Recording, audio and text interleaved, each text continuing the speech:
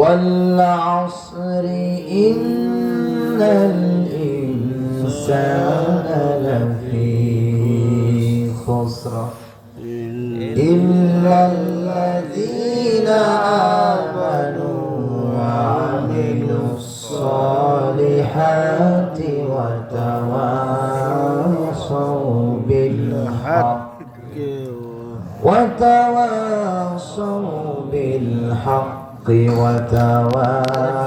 وتواصوا بالصبر صدق الله العظيم وصدق رسوله النبي الكريم আমরা এমন একটি ছোট্ট সূরা তেলাওয়াত করেছি যেই ছোট্ট সূরার ভিতরে আল্লাহ তাআলা এত কথা, এত ব্যাপক অর্থ আল্লাহ তাআলা এই ছোট্ট সূরাটির ভিতরে দিয়েছেন। ব্যাপক অর্থ, ব্যাপক তাফসীর, ব্যাপক গবেষণা আল্লাহ তাআলা তার বান্দাদের জন্য দিয়েছেন। আল্লাহ তাআলা তার বান্দাদের জন্য কোথায় সফলতা, কোথায় ব্যর্থতা, কোথায় ক্ষতি, কোথায় লাভ, এটা আল্লাহ তাআলা এই সূরার ভিতরে জানিয়ে দিয়েছেন। জোরে কোন সুবহানাল্লাহ। সুবহানাল্লাহ। এটা এমন একটি সূরা, এই সূরায়ে আসর গবেষণা করলে, তাফসীর করলে, তাফসীর লিখলে বিশাল বড় একটি গ্রন্থ রচনা করা সম্ভব। জোরে কোন সুবহানাল্লাহ। সুবহানাল্লাহ।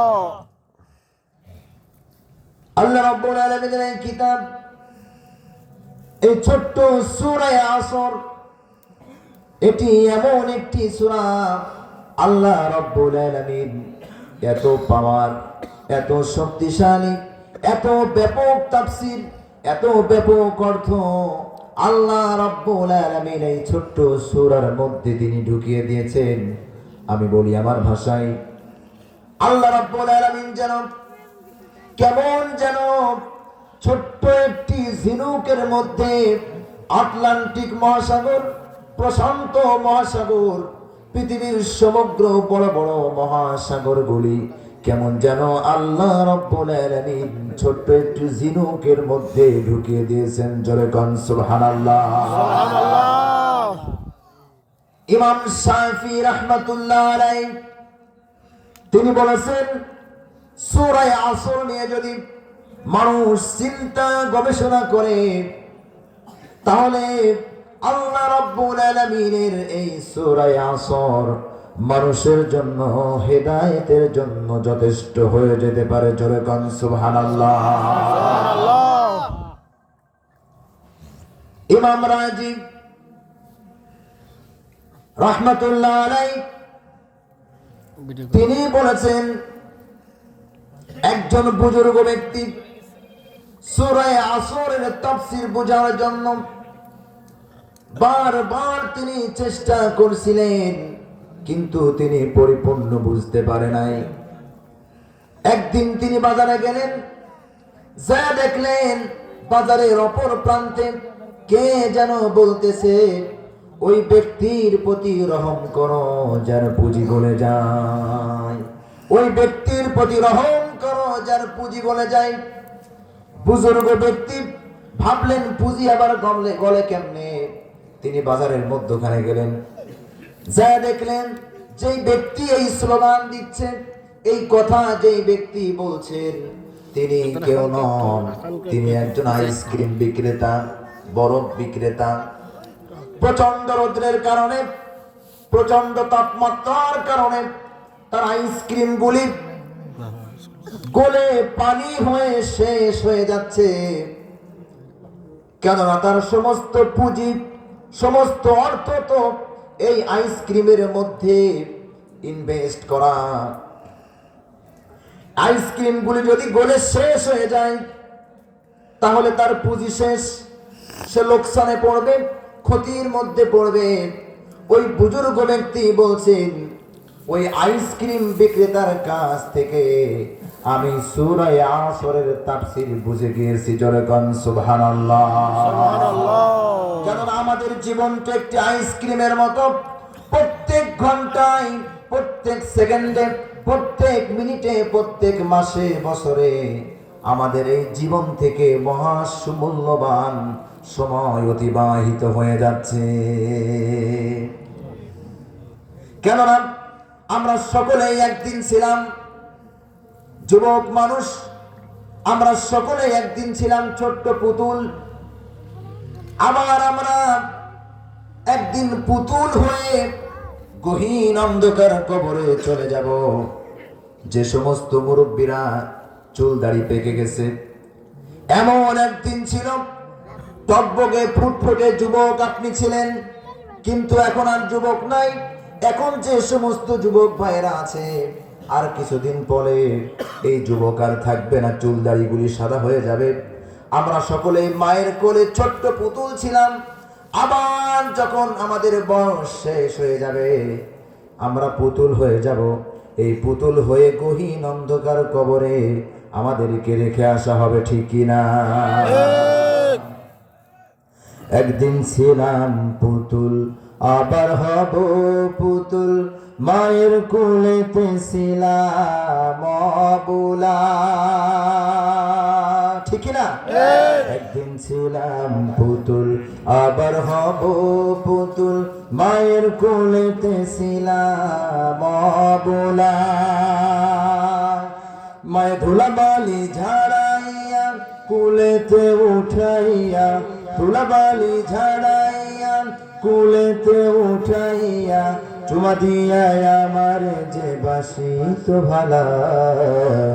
এই দুনিয়াটা পুতুল খেলা, এই দুনিয়াটা পুতুল খেলা, ঠিক না? আমাদের জীবন থেকে মহামূল্যবান সময় অতিবাহিত হয়ে যাচ্ছে।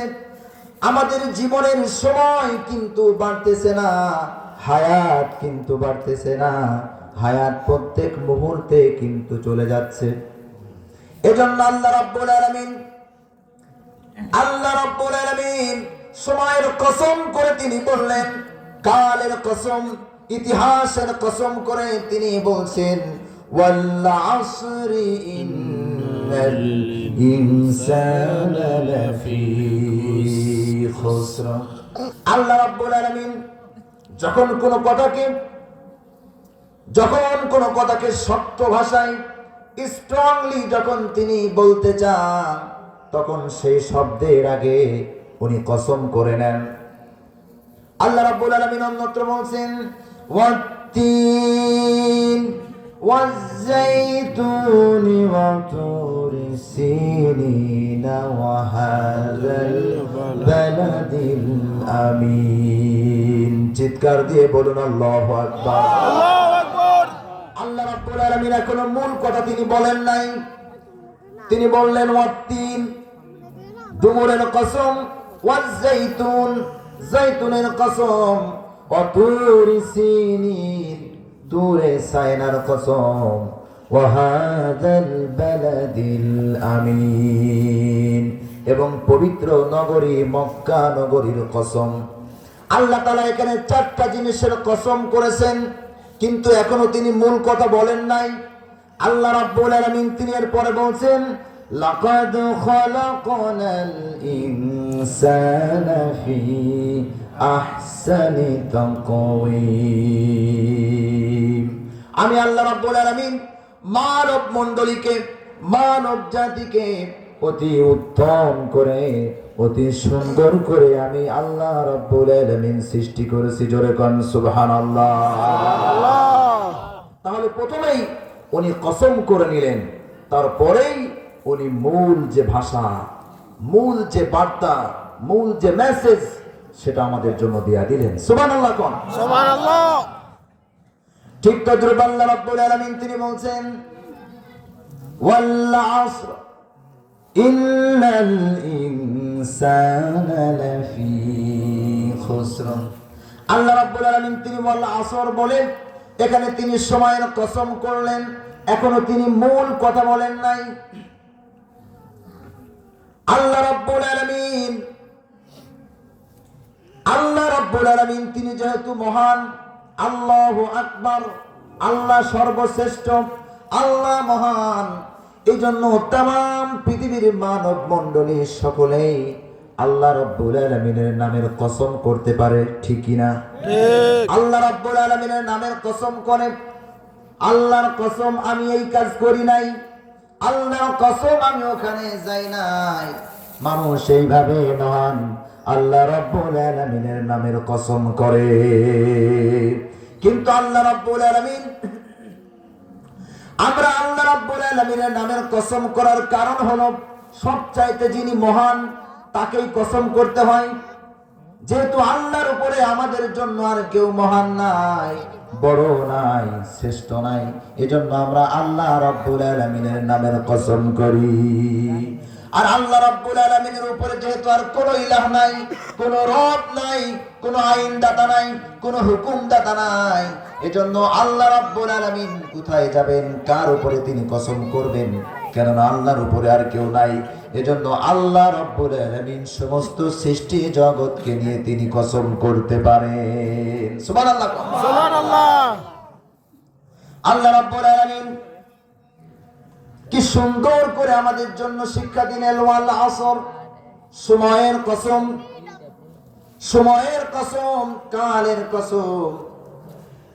আল্লাহ রাব্বুল আলামিন যেহেতু আমাদের জন্য তিনি সবচাইতে বড় রব, আমাদের আল্লাহ রাব্বুল আলামিন ছাড়া আমাদের আর কোনো রব নাই। আমার দুঃখ লাগে এই জায়গায়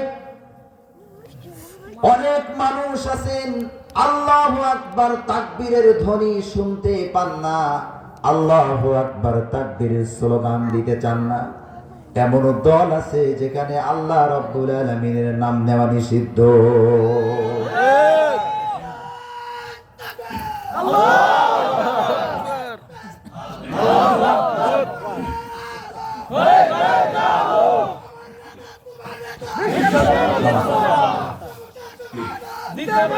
হাত নামা, আলহামদুলিল্লাহ, আলহামদুলিল্লাহ, হাত নামা। আল্লাহ রাব্বুল আলামিনের নাম, আমরা যেহেতু মুসলমান, ঠিক কিনা, আমাদের প্রত্যেক কাজে আল্লাহ রাব্বুল আলামিনের নাম নিতে হবে। কেননা আমরা পৃথিবীতে যখন এসেছিলাম আমাদের কি কানে দেওয়া হয়েছিল? আসতে বলবেন না, কি কানে দেওয়া হয়েছিল? আল্লাহু আকবার। আযান, ইকামত। আযানের প্রথম শব্দ কি? আল্লাহু আকবার। নামাজ যে পড়তে যায়, নামাজের প্রথম শব্দ কি? আল্লাহু আকবার। ইকামতের প্রথম শব্দ কি? আল্লাহু আকবার। মানুষের জীবনের শেষ নামাজ জানাজা নামাজ, সেই জানাজা নামাজের প্রথম শব্দ আল্লাহু আকবার। অর্থাৎ আমাকে জন্ম থেকে মৃত্যু পর্যন্ত প্রত্যেকটা জায়গায়, আমার ব্যক্তিগত জীবনে, পারিবারিক জীবনে, সামাজিক জীবনে, রাষ্ট্রীয় জীবনে, এমনকি আন্তর্জাতিক জীবনেও আমাকে ঘোষণা করতে হবে আল্লাহু আকবার। আল্লাহু আকবার, আল্লাহু আকবার। আল্লাহু আকবার, বলো আল্লাহু আকবার। সবাই আল্লাহু আকবার, বলো আল্লাহু আকবার। আল্লাহু আকবার, বলো আল্লাহু আকবার। ও মধুর নামটি নিলে হৃদয় হাসে, ও মধুর নামে সুখ নেমে আসে, ঠিক না? ও মধুর নামটি নিলে হৃদয় হাসে, ও মধুর নামে সুখ নেমে আসে। ও নামের তুলনা হবে না, হবে না, ও নামের তুলনা হবে না, হবে না, তুলনা নাই, নাই, নাই। এসো না আল্লাহর নামে গান গাই, এসো না মন প্রাণ জুড়াই, এসো না মন প্রাণ জুড়াই। চিৎকার দিয়ে বলুন মারহাবা। মারহাবা। আল্লাহ রাব্বুল আলামিন তিনি সময়ের কসম করলেন, কেননা মানুষের জীবনে সবচাইতে মূল্যবান জিনিস সময়। কেননা আপনার জীবনের সময় যদি অতিবাহিত হয়ে যায় তাহলে আপনি আর এই সময় খুঁজে পাবেন না। দেখতে দেখতে বছর শেষ, সময় শেষ, আর কিছুদিন পরে আমাকে আপনাকে কবরে চলে যেতে হবে। আমরা দেখছি প্রত্যেক সেকেন্ডে, প্রত্যেক মুহূর্তে আমাদের সময় চলে যাচ্ছে। কিয়ামতের ময়দান এত লম্বা হবে, এত বিশাল হবে, বিশাল সময়ের হবে। আল্লাহ রাব্বুল আলামিন তিনি বলছেন মিকদারুহু 50,000 সানাতিন মিম্মা তাউদ্দুন। কিয়ামতের ময়দানে যে বিশাল বড় সময় হবে, সেই সময়টা 1000 বছরের মতো বিশাল লম্বা সময়। সেই সময়ে মানুষ দাঁড়িয়ে থাকবে, শোনা কারো মানুষ চিৎকার করতে থাকবে। আল্লাহ রাব্বুল আলামিনের এই সূর্য মাথার উপরে চলে আসবে, বেঈমানদের নাক দিয়া কান দিয়া তকবক করে মাথার ঘেলুগুনি পড়তে থাকবে। কেউ তার নিজের ঘামের মধ্যে গলা পর্যন্ত ডুবে যাবে, আবার কেউ হাঁটু পর্যন্ত ডুবে যাবে। এত লম্বা একটি সময় হবে সেই দিন, লম্বা সময় হবে সেই দিন। মানুষ পালাবার কোনো জায়গা পাবে না। সেই 50,000 বছর সময় অনুযায়ী, আখিরাতের সেই সময় অনুযায়ী, যারা দুনিয়াতে 60 বছর বাঁচলো, তারা আখিরাতের অনন্তকালের হিসাব অনুযায়ী, সময় অনুযায়ী পৃথিবীতে মাত্র 2 মিনিট বাঁচলো। কয় মিনিট? 2 মিনিট। 2 মিনিট। যে ব্যক্তি 60 বছর হায়াত পেয়েছেন, অনন্তকাল আখিরাতের সময় অনুযায়ী পৃথিবীতে আপনি 2 মিনিট সময় পেয়েছেন, হায়াত পেয়েছেন। এই 2 মিনিটের হায়াত আমাদের তাই কত পাওয়ার, ঠিকই না? ঠিক। হাম মারেঙ্গা তাম মারেঙ্গা, লাঠি কি আন্দার মুগুর ভরেঙ্গা, আছে না নাই? খায়া ফেলামু, বিভিন্ন কথা।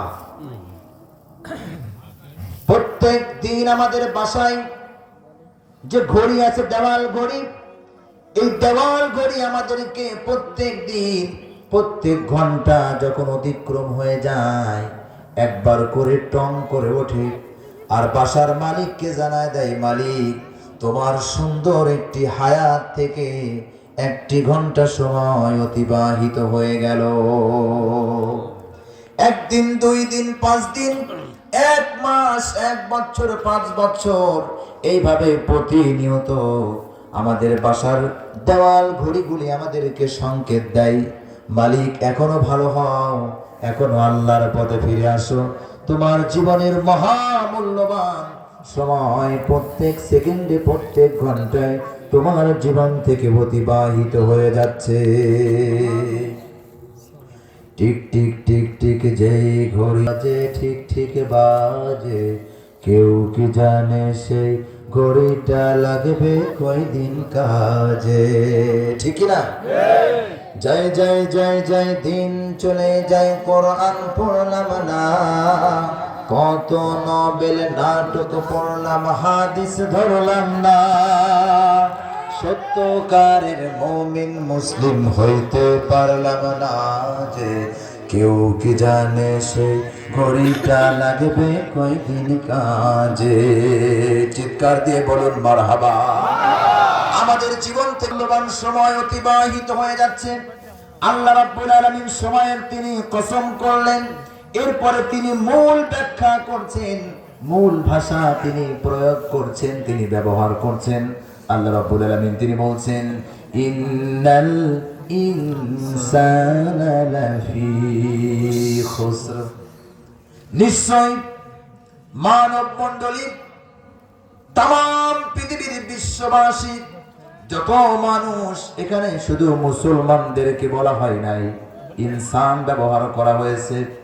এই ইনসানের মধ্যে হিন্দু আছে, এই ইনসানের মধ্যে খ্রিস্টান আছে, এই ইনসানের মধ্যে ইহুদি আছে, এই ইনসানের মধ্যে মুসলমানও আছে। আল্লাহ রাব্বুল আলামিন তিনি বলছেন, সকল মানুষ সকলেই তারা ক্ষতির মধ্যে নিমজ্জিত। আল্লাহ রাব্বুল আলামিন তিনি ক্ষতির মধ্যে নিমজ্জিত কেন বললেন? আমরা যেহেতু সকলেই ক্ষতির মধ্যে নিমজ্জিত, এবার আসেন কোরআনে আল্লাহ তাআলা কি বলছেন এই ক্ষতি নিয়ে। আমি বলেছি প্রত্যেক কথায় কোরআনের দলিল থাকবে, আয়াত থাকবে। আল্লাহ রাব্বুল আলামিন তিনি বলছেন ওয়ামান খাফফাত মাওয়াজিনুহু ফাউলাইকাল্লাযীনা খাসিরু আনফুসাহুম বিমা কানু বিআয়াতিনা ইয়াজলিমুন। আল্লাহ রাব্বুল আলামিন তিনি বলছেন কিয়ামতের ময়দানে যাদের পাল্লা সেই দিন হালকা হবে তারা ওই সমস্ত লোক যারা নিজের উপরে জুলুম করেছে, নিজেদেরকে ক্ষতির মধ্যে ঠেলে দিয়েছে এবং তারা আমার কোরআনের আয়াতকে তারা অস্বীকার করেছে। আজকে আমি আপনি আমরা সকলেই আমাদের জীবনটাকে ক্ষতির মধ্যে ঠেলে দিচ্ছি, ঠিক কিনা? মুয়াজ্জিন সাহেব আযান দেয়, নামাজে যায় না, ইকামাত হয়, নামাজে যায় না, টুপি মাথায় দেয় না, দাড়ি রাখে না, ইসলামের পক্ষে কাজ করে না, ইসলামের পক্ষে আন্দোলন করে না, ইসলামের পক্ষে স্লোগান দেয় না। যত স্লোগান, যত কিছু, সব কিছু ইসলাম বিরোধী আমাদের, ঠিক কিনা? এই জন্য আমরা সকলেই ক্ষতির মধ্যে আমাদের নিজেদের জীবনকে ঠেলে দিচ্ছি। এজন্য আল্লাহ রাব্বুল আলামিন তিনি বলছেন এরা ক্ষতিগ্রস্ত এজন্যই, এদের পাল্লা হালকা হবে এজন্যই, এরা নিজেদেরকে ক্ষতির মধ্যে ঠেলে দিচ্ছে প্রতিটা মুহূর্তে। আল্লাহ রাব্বুল আলামিন অন্যত্র তিনি বলছেন وَنُنَزِّلُ مِنَ الْقُرْآنِ مَا هُوَ شِفَاءٌ وَرَحْمَةٌ لِلْمُؤْمِنِينَ وَلَا يَزِيدُ الظَّالِمِينَ إِلَّا خَسَارًا। আমি আল্লাহ রাব্বুল আলামিন যে কোরআন নাজিল করেছি, এই কোরআন মুমিনদের জন্য, ইমানদারদের জন্য রোগ নিরাময়কারী, মহান রবের পক্ষ থেকে রহমত, এবং যারা কাফের তাদের সমস্ত রোগ বৃদ্ধি করবে এই কোরআন, ঠিক কিনা? কেননা আপনি কোরআনের কথা ইমানদারদের সামনে বলবেন, ওর অন্তরটা কেঁপে উঠবে, আল্লাহর প্রতি ভয় জন্মাবে, আল্লাহর প্রতি ঈমান জন্মাবে, ঠিক কিনা? অথচ এই কোরআনের কথা যখন আপনি কোন নাস্তিকের সামনে বলবেন, ওর কোরআনের প্রতি শত্রুতা বেড়ে যাবে, ওর শয়তানি বেড়ে যাবে, ঠিক কিনা? তাহলে এই কোরআনের কথা কাউকে হেদায়েত দিবে, আবার এই কোরআনের কথা অনেকেই সহ্য করতে পারবে না, আরো গুমরাহির দিকে চলে যাবে, ঠিক কিনা? এজন্য কোরআনের পক্ষে আমাদের কাজ করতে হবে, আল কোরআনের পক্ষে আমাদেরকে অবস্থান নিতে হবে, আল কোরআনের পক্ষে সমর্থন করতে হবে। কেননা কিয়ামতের ময়দানে এই কোরআন হয়তো আমার পক্ষে যাবে অথবা আমার বিপক্ষে যাবে। আল্লাহ রাব্বুল আলামিনের হাবিব তিনি কি সুন্দর করে তিনি বলেছেন আল কোরআনু হুজ্জাতুল লাকা ওয়া আলাইক। কিয়ামতের ময়দানে এই কোরআন তোমার পক্ষে যাবে অথবা তোমার বিপক্ষে যাবে। আর যারা কোরআনকে যারা ভালোবেসেছে, কোরআনের জন্য যারা জীবন দিয়েছেন, আন্দোলন করেছেন, কোরআনের রাজ বাংলার জমিনে কায়েম করার জন্য যারা প্রাণ চেষ্টা চালিয়ে যাচ্ছে, এই সমস্ত মানুষগুলি কোরআনের পক্ষের লোক, ঠিক কিনা?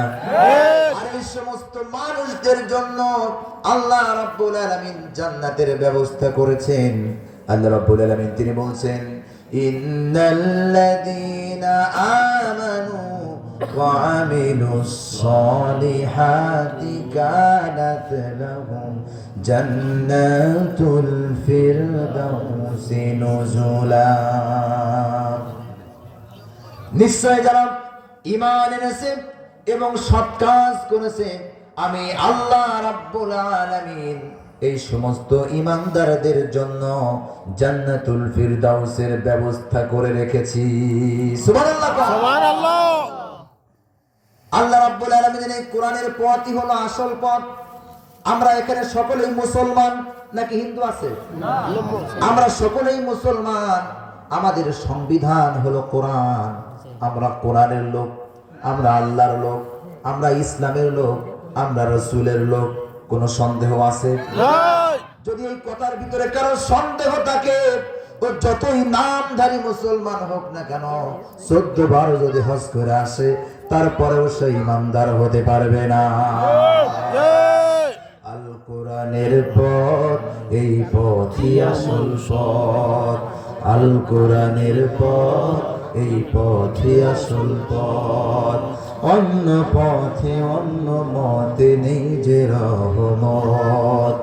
অন্য পথে অন্য মতে নেই যে রহমত। আল কোরআনের পথ, এই পথই আসল পথ। চিৎকার দিয়ে বলুন মারহাবা। মারহাবা। আল্লাহ রাব্বুল আলামিন তিনি অন্যত্র বলছেন, ক্ষতিগ্রস্তর মধ্যে কারা শোনো? কুল ইন্নাল খাসিরিনাল্লাযীনা খাসিরু আনফুসাহুম ওয়া আহলিহিম ইয়াওমাল কিয়ামাহ আলা যালিকা হুয়াল খুসরানুল মুবিন। কিয়ামতের ময়দানে সবচাইতে বেশি ক্ষতিগ্রস্ত হবে, দেউলিয়া হয়ে যাবে, হাহাকার করতে থাকবে ওই সমস্ত লোকেরা যারা নিজেরা এবং নিজেদের আহাল পরিবারদেরকে ক্ষতির দিকে ঠেলে দিয়েছে। জোরে কন্যা আউযুবিল্লাহ। ক্ষতির দিকে কেমনে ঠেললো? আপনি নিজে নামাজ পড়লেন না, আপনি নিজে হজ করলেন না, টাকা আছে পয়সা আছে, নিজে যাকাত দিলেন না, ইসলামের পক্ষে আপনার কোনো সাপোর্ট থাকলো না, সারা জীবন আপনি ইসলামের শত্রুতা করলেন, বিরোধিতা করলেন, তাহলে আপনি ক্ষতির মধ্যে আপনার নিজের জীবনকে ঠেলে দিচ্ছেন। আপনার সন্তানকে নামাজের দাওয়াত দিচ্ছেন না, আপনি নিজেও নামাজ আদায় করেন না, তাহলে আপনি নিজে এবং পরিবার পরিজনকে ক্ষতির দিকে দিন দিন ঠেলে দিচ্ছেন, ঠিক কিনা? এজন্য নিজে নামাজ আদায় করতে হবে, সন্তানদেরকে পর্দায় রাখতে হবে। আজ তো পর্দা তো নাই দেশে, যে অবস্থা এটা বলার কোনো ভাষা আমার মুখে নাই। আল্লাহ রাব্বুল আলামিন কি সুন্দর করে তিনি বলছেন, ইয়া আইয়ুহাল্লাযীনা আমানু কু আনফুসাকুম ওয়া আহলিকুম নারা। হে ঈমানদারেরা, তোমরা নিজেরা জাহান্নামের আগুন থেকে বাঁচো এবং আহাল পরিবারদেরকেও জাহান্নামের আগুন থেকে বাঁচাও। বুড়া বুড়া মানুষ যাদের পর্দা না করলেও তেমন সমস্যা নাই, নানি দাদি আপনাদের আছে না নাই?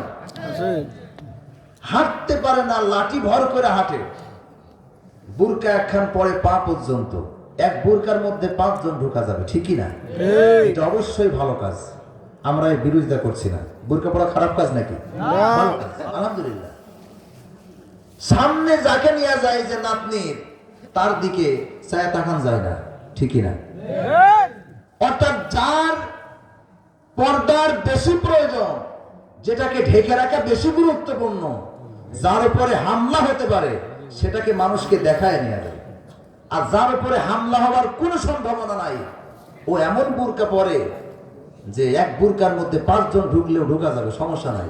এত বড় বুরকা পা পর্যন্ত, আলহামদুলিল্লাহ। তাহলে এখানে পর্দাটা বেশি প্রয়োজন ছিল তার নিজের নাতনির, ঠিকই না? তারপরে নিজের, কিন্তু নাতনি মানুষকে দেখায় নিয়ে যায় আর নিজে পর্দা করে। এমনও অনেক মা আছেন, অনেক বোন আছেন, আমি হাত জোর করে বলি, শুধু নিজেরাই পর্দা করেন, সন্তানদেরকে পর্দার বিষয়ে এত নজর দেন না। মনে করেন যে ছোট মানুষ, 12 বছর বয়স, 20 বছর বয়স, এ ছোট মানুষ, এদের পর্দার কি দরকার? পর্দা আমাদের। আল্লাহ রাব্বুল আলামিন তিনি বলছেন না, এমন করলে হবে না। আল্লাহ রাব্বুল আলামিন তিনি দলিল দিচ্ছেন, আকারনা ফি বুয়ুতিকুন্না ওয়ালা তাবাররাজনা তাবাররুজাল জাহিলিয়াতিল উলা। তোমরা জাহিলিয়াতের মেয়েদের মতো আটো সাটো পোশাক পরে হেলে দুলে রাস্তায় চলো না, তোমরা ভালো হয়ে যাও, এটা আল্লাহ তাআলার আদেশ। আর আমরা বলছি, আল্লাহ তোমার ওই 1500 বছর আগের পুরাতন কথা আমরা মানতে রাজি নই। ঠিক না? যদি তাই না হয় তাহলে আপনি এই পোশাক কেন পরছেন? আপনি দিন দিন নিজেকে ক্ষতির মধ্যে ঠেলে দিচ্ছেন। আর ক্ষতি মানেই হলো জাহান্নাম। ক্ষতি মানে কি? ক্ষতি মানে জাহান্নাম। আল্লাহ রাব্বুল আলামিন তিনি বলছেন এই ক্ষতি শুধু দুনিয়াতে হবে না, এই ক্ষতি আখিরাত পর্যন্ত হবে। খাসিরাত দুনিয়া ওয়াল আখিরাহ। এই ক্ষতি দুনিয়াতেও হবে, মৃত্যুর পর থেকে শুরু করে কিয়ামত পর্যন্ত এরা সকলেই ক্ষতির মধ্যে পড়ে থাকবে। আল্লাহ রাব্বুল আলামিন তিনি আবার বলছেন, প্রথম তিনি শপথ করলেন, কসম করলেন, এরপরে তিনি বললেন ইন্নাল ইনসানা লাফি খুসর, নিশ্চয়ই তামাম পৃথিবীর মানব মণ্ডলী সকলেই ক্ষতির মধ্যে নিমজ্জিত। এবার আল্লাহ রাব্বুল আলামিন কি সুন্দর করে তিনি বলছেন, চারটি গুণ যাদের মধ্যে থাকবে এই সমস্ত মানুষেরা এই ক্ষতির মধ্যে নাই। কয়টি গুণ? আরো ধরে কয়টি? এই চারটি গুণ শুনে বাসায় যাবেন তো সকলে ইনশাআল্লাহ। আলহামদুলিল্লাহ, আল্লাহ তাআলা আমাদেরকে কবুল করুন, আমিন। আমি সংক্ষেপে বলছি, এক নাম্বার গুণ হলো ইল্লাল্লাযীনা আমানু ওয়া আমিলুস সালিহাত। এক নাম্বার গুণ হলো যারা আল্লাহ এবং রাসূলের প্রতি ঈমান এনেছে। আল্লাহ এবং রাসূলের প্রতি ঈমান এনেছে। ঈমান আনার মূল শর্ত হলো তিনটি, মূল কাজ হলো তিনটি। এক নাম্বার হলো মৌখিকভাবে স্বীকার করে নেওয়া, দুই নাম্বার হলো অন্তরে দৃঢ়ভাবে বিশ্বাস স্থাপন করা, তিন নাম্বার হলো কাজে পরিণত করা। তাহলে পরিপূর্ণ ঈমানের সার্টিফিকেট আপনি পাবেন। শুধু মুখে মুখে আপনি বলবেন আমি মুসলমান মুসলমান, নামাজে খুঁজে পাওয়া যায় না, যাকাতের সময় খুঁজে পাওয়া যায় না, ইসলাম মানার সময় খুঁজে পাওয়া যায় না, তাফসীরুল কুরআন মাহফিলে খুঁজে পাওয়া যায় না, তাহলে আপনি ঈমানদার হতে পারেন নাই। যখন মুয়াজ্জিনের কণ্ঠে আযান হয়ে যায়, আল্লাহু আকবার আল্লাহু আকবার আল্লাহু আকবার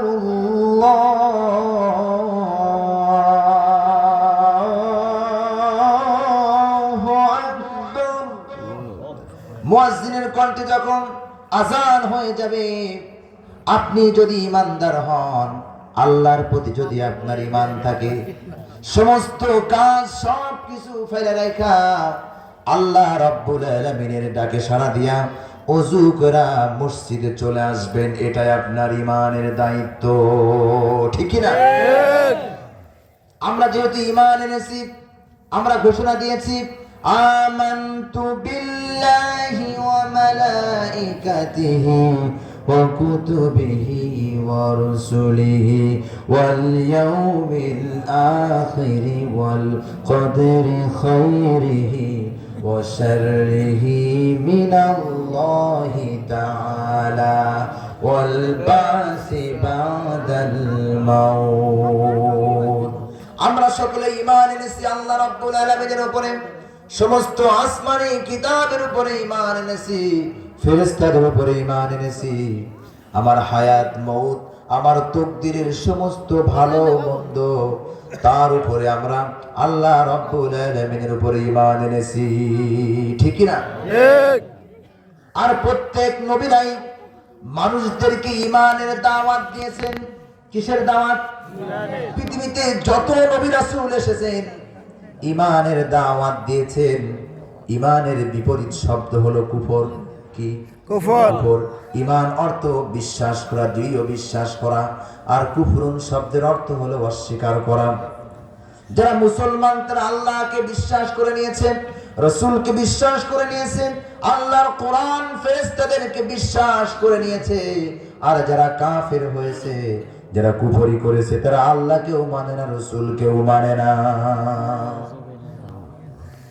প্রত্যেক নবী রাসূলদের একটাই দায়িত্ব ছিল, ঈমানের দিকে দাওয়াত দেয়া, আল্লাহ রাব্বুল আলামিনের দিকে দাওয়াত দেয়া। আল্লাহ রাব্বুল আলামিন কি সুন্দর করে তিনি দলিল দিচ্ছেন, রব্বানা ইন্নানা সামি'না মুনাদিয়ান ইউনাদি লিল ঈমান। আল্লাহ তাআলা আমাদের রব, আমরা এমন একজন আহ্বায়কের আহ্বান শুনেছি যিনি ঈমানের দিকে দাওয়াত দিয়েছেন। জোরে কোন সুবহানাল্লাহ। সুবহানাল্লাহ। প্রত্যেক নবী রাসূলের দাওয়াত ছিল লা ইলাহা ইল্লাল্লাহ। সকলেই লা ইলাহা ইল্লাল্লাহ, লা ইলাহা ইল্লাল্লাহ। এই পৃথিবীর ও আকাশের মালিক তুমি রহমান, তোমার দয়া এদের মাঝে নদীর মতো বহমান। সজীব সবুজ এই তো তোমার সৃষ্টি, সোনার ফসল ফলাও দিয়ে বৃষ্টি। কি অপরূপ বিশ্বটাকে গড়লে তুমি হে মহান।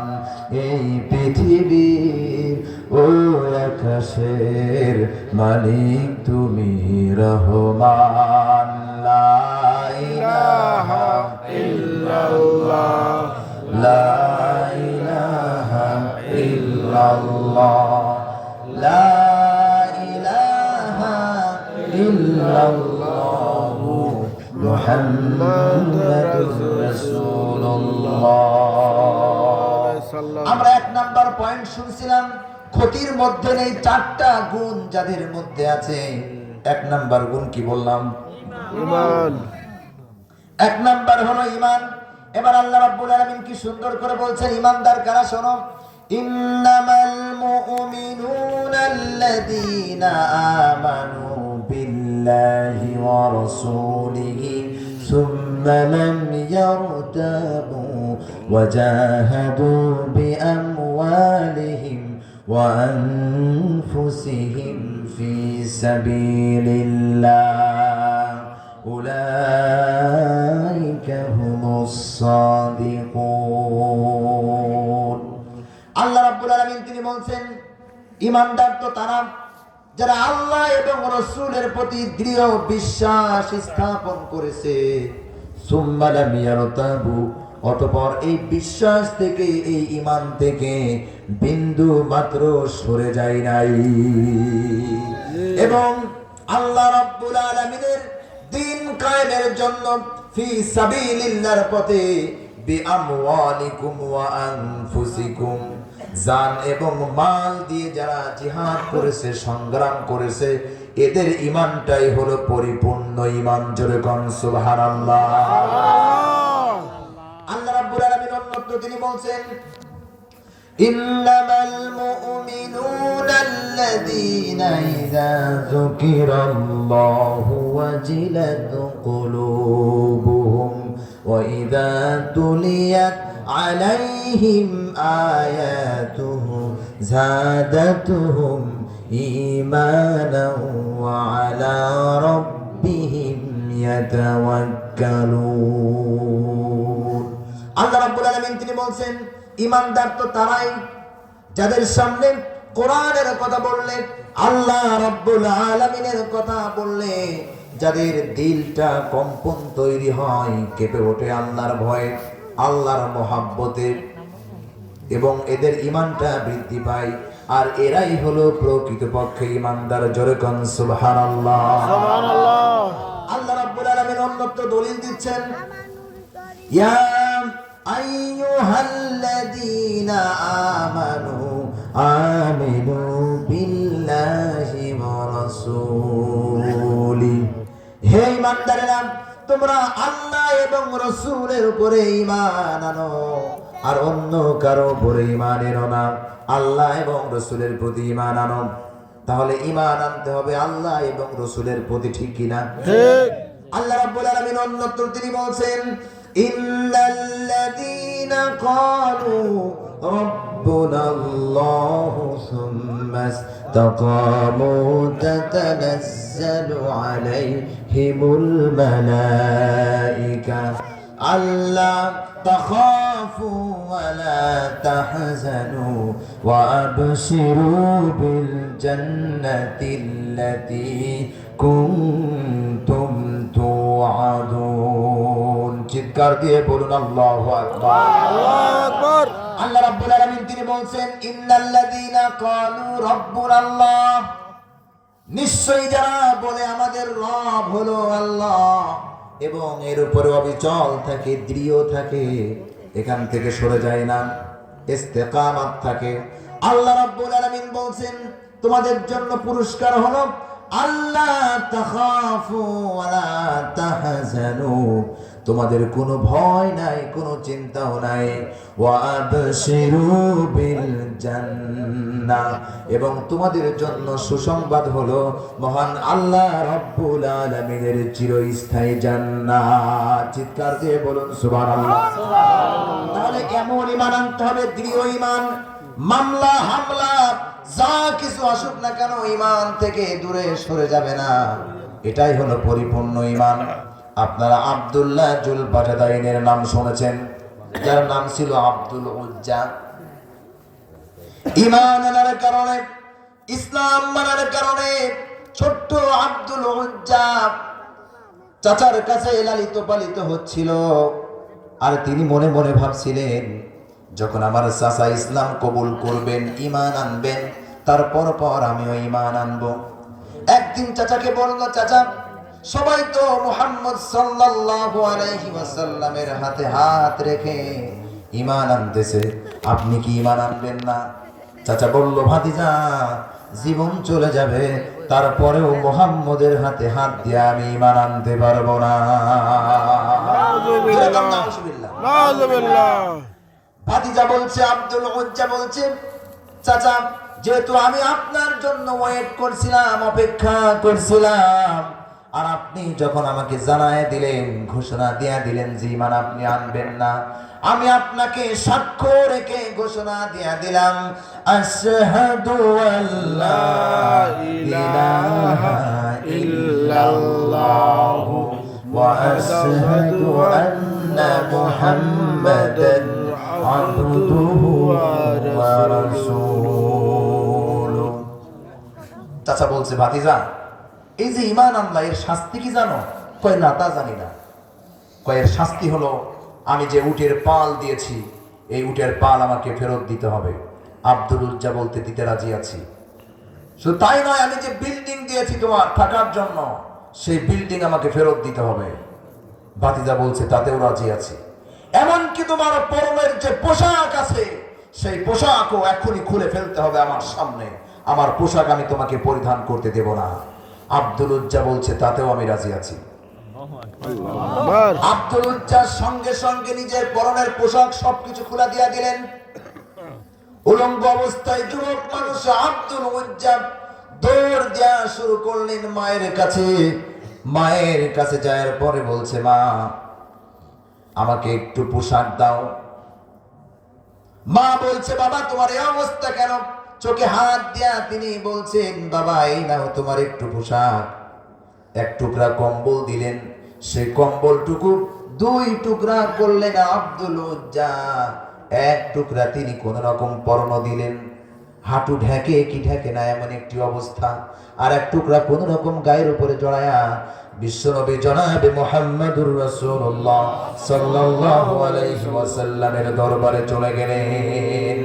আব্দুল উজ্জার এই অবস্থা দেখে বিশ্বনবী জনাবে মুহাম্মদুর রাসূলুল্লাহ সাল্লাল্লাহু আলাইহি ওয়াসাল্লাম বলছেন, আব্দুল উজ্জা তোমার এই অবস্থা কেন বলো? আব্দুল উজ্জা বলছেন, হুজুর ঈমান আনতে যায় কোনো কিছু আনতে পারে নাই, এমনকি আমার চাচা পরনের পোশাক পর্যন্ত খুলে নিয়ে নিয়েছে। আব্দুল উজ্জার এই কথা শুনে বিশ্বনবী তিনি বলছেন, আব্দুল উজ্জা তুমি এখন আমার কাছে কি চাও? আব্দুল উজ্জা বলছে, হুজুর কিচ্ছু চাই না, আমি কালেমা পড়ে মুসলমান হয়ে গেছি, ঈমান এনেছি। আল্লাহ তাআলা রাসূল বললেন, সাহাবায়ে কিরামদেরকে ডাক দিলেন, আসহাবে সুফার সাহাবায়ে কিরামদেরকে ডেকে বললেন, আব্দুল্লাহর জন্য একটু জায়গা করে দাও, তাকে থাকতে দাও এবং কোরআন শিক্ষার মতো একটু ব্যবস্থা তাকে করে দাও। অল্প কিছুদিন পরেই আব্দুল উজ্জা কোরআন শিখে গেল। আল্লাহ রাব্বুল আলামিনের হাবিব জনাবে মুহাম্মদুর রাসূলুল্লাহ সাল্লাল্লাহু আলাইহি ওয়াসাল্লাম তিনি বললেন, আব্দুল উজ্জা আজ থেকে তোমার নাম আব্দুল উজ্জা হবে না, আজ থেকে তোমার নাম আব্দুল্লাহ জুল বাজাদাইন। দুই টুকরা কাপড় বলা জুল বাজাদাইন বলা হয়। তাহলে তোমার নাম আব্দুল্লাহ এবং নামের যে লকব দেয়া দিলাম সেটা হলো জুল বাজাদাইন। তাহলে তোমার পরিপূর্ণ নাম হবে আজ থেকে আব্দুল্লাহ জুল বাজাদাইন। আব্দুল্লাহ জুল বাজাদাইন কোরআন শিখে গেল। এত জোরে জোরে আব্দুল্লাহ জুল বাজাদাইন কোরআন তেলাওয়াত করে, কি ঈমান দেখুন আর আমাদের কি ঈমান। এত জোরে জোরে কোরআন তেলাওয়াত করে, এই কোরআন তেলাওয়াতের কারণে অন্যান্য সাহাবায়ে কেরামরা ঘুমাতে পারে না। একদিন হযরত ওমর রাদিয়াল্লাহু তাআলা আনহু তিনি বিশ্বনবী জনাবে মুহাম্মদুর রাসূলুল্লাহ সাল্লাল্লাহু আলাইহি ওয়াসাল্লামের কাছে এসে নালিশ করলেন, হুজুর আব্দুল্লাহ জুল বাজাদাইন এমন জোরে কোরআন তেলাওয়াত করে, যার কোরআন তেলাওয়াতের কারণে আমরা কেউ ঘুমাইতে পারি না, তাকে একটু নিষেধ করে দেন আপনি। বিশ্বনবী তিনি বললেন, ওমর আব্দুল্লাহর ঈমান বড় দামি ঈমান, ঈমান আনতে যায়া কোনো কিছু আনতে পারে নাই, তার কোরআন তেলাওয়াত করতে দাও, যত জোরে জোরে সে কোরআন তেলাওয়াত করে করুক, জোরে কোন সুবহানাল্লাহ। ঈমানের পথে অবিচল থেকে আমার মরণ যেন হয়, তোমারই পথে তোমারই কাছে মিনতি আমার, তোমারই কাছে মিনতি আমার, মহামহিম দয়াময়, ঈমানের পথে অবিচল থেকে আমার মরণ যেন হয়। চিৎকার দিয়ে বলুন মারহাবা, মারহাবা। আব্দুল্লাহ জুল বাজাদাইন ঈমান আনার কারণে কোনো কিচ্ছু আনতে পারে নাই। কি ঈমান তার ভিতরে! এমন ঈমান আমাদের অর্জন করতে হবে। এই আব্দুল্লাহ জুল বাজাদাইনের আরো কি ঈমান দেখেন। তার কিছুদিন পরেই তাবুক যুদ্ধের জন্য আল্লাহর রাসূল জনাবে মুহাম্মদুর রাসূলুল্লাহ সাল্লাল্লাহু আলাইহি ওয়াসাল্লাম প্রস্তুত নিচ্ছেন। সাহাবায়ে কিরামদেরকে বলছেন, এই খবর পাওয়া মাত্রই আব্দুল্লাহ জুল বাজাদাইন দৌড় শুরু করলেন বিশ্বনবীর কাছে। বিশ্বনবীর কাছে আসা বলছে, হুজুর এই যুদ্ধের ময়দানে আমি যেতে চাই, আমাকে যাওয়ার একটু পারমিশন দিয়া দেন। বিশ্বনবী জনাবে মুহাম্মদুর রাসূলুল্লাহ সাল্লাল্লাহু আলাইহি ওয়াসাল্লাম তিনি বললেন, আব্দুল্লাহ জুল বাজাদাইন তুমি একটু গাছের বাকল নিয়ে আসো, একটু ছাল নিয়ে আসো।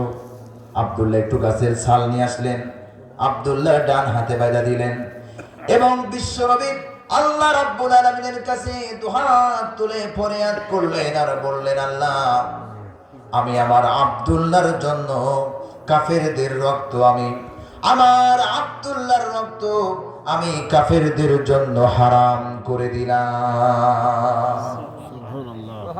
আব্দুল্লাহ বলছে, হুজুর আমি আপনার কাছে পারমিশন নিতে আসলাম যুদ্ধে যাওয়ার জন্য, আর আপনি আমার রক্তকে কাফেরদের জন্য হারাম করে দিলেন, এ কেমন কথা?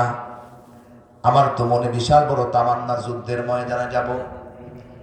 আল্লাহ তাআলার রাসূল তিনি বললেন, আব্দুল্লাহ তোমার যেহেতু মনে শাহাদাতের পেয়ালা পান করার বিশাল আশা তামান্না তোমার মধ্যে, এমত অবস্থায় তুমি যদি জ্বরে আক্রান্ত হয়ে মারা যাও, যদি তুমি পানিতে ডুবে মারা যাও, সাপে কেটে যদি তোমার মরণ হয়, তারপরেও আল্লাহ রাব্বুল আলামিন তোমার এই মৃত্যুকে তিনি শাহাদাতের মৃত্যু হিসেবে কবুল করে নেবেন। জোরে কান সুবহানাল্লাহ। এই যুদ্ধের ময়দানে যাওয়ার জন্য আব্দুল্লাহ জুলবাজদাইন প্রস্তুত নিলেন, দৌড় শুরু করলেন যুদ্ধের ময়দানের দিকে। প্রতিমধ্যে হঠাৎ মারাত্মক জ্বর আসলো আব্দুল্লাহর, রাস্তার মধ্যে হঠাৎ তিনি পড়ে গেলেন এবং সেখানেই তিনি ইন্তেকাল করলেন এই জ্বরে। আল্লাহ তাআলার রাসূল তিনি বললেন, আব্দুল্লাহর এই জ্বরের মৃত্যু কোনো সাধারণ মৃত্যু নয়, এই মৃত্যুটা হয়েছে শাহাদাতের মৃত্যু। জোরে কান সুবহানাল্লাহ। মরতেই হবে যখন শহীদি মরণ দিও আমাকে, শাহাদাত জানি শুধু জীবন, শাহাদাত জানি শুধু জীবন, সে জীবন দিও আমাকে, মরতেই হবে যখন শহীদি মরণ দিও আমাকে। চিৎকার দিয়ে বলেন আল্লাহুম্মা আমিন। আল্লাহুম্মা আমিন। এই হলো তার ঈমান।